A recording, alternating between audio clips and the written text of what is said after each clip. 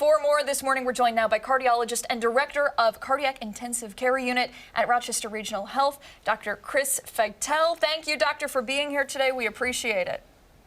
Sure. Nice to see you guys.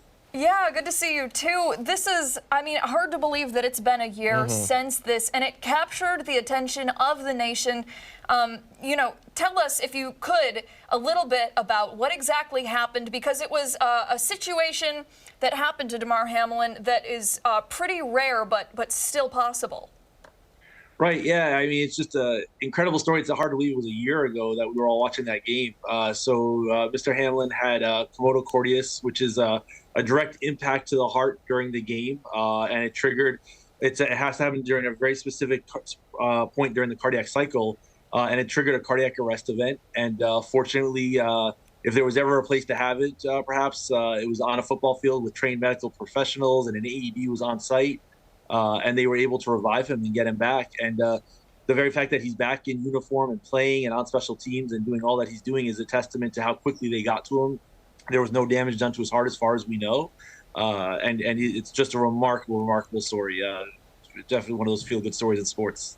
So it's apparent that things would have ended in a very different manner had, that team not run to help him, run to assist, run to perform CPR and got the defibrillator and all of that stuff.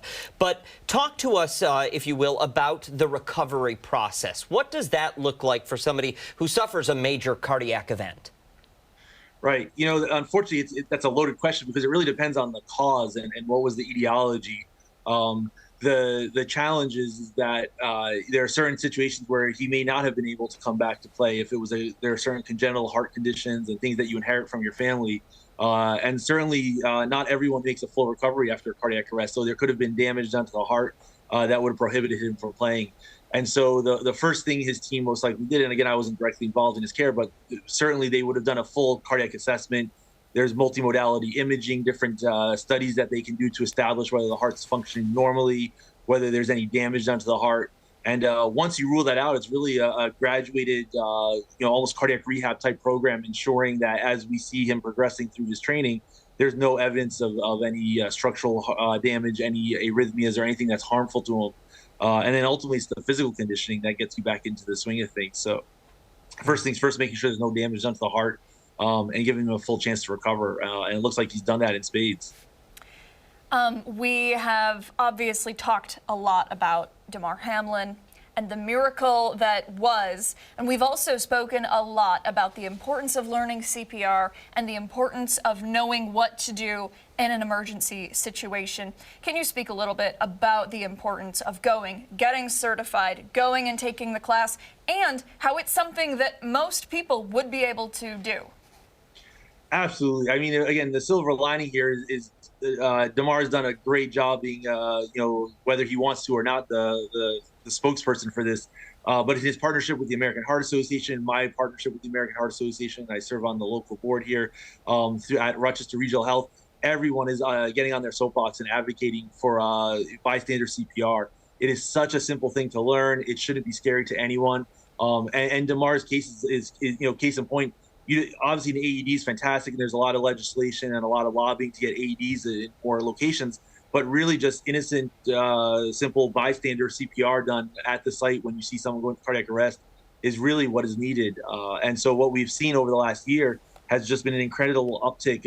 Every community-based CPR program has people enrolling. My own wife took a class when she saw this. Said, I should learn this. I have kids at home. They're playing in the pool or something. I should know what I'm doing. And so you see this all across the community as people getting engaged and learning how to do bystander CPR. And there have been some great saves in the last year since Damar's case, worldwide actually, of athletes getting CPR at the point of contact and their lives being saved. And again, that's the silver lining in this whole case.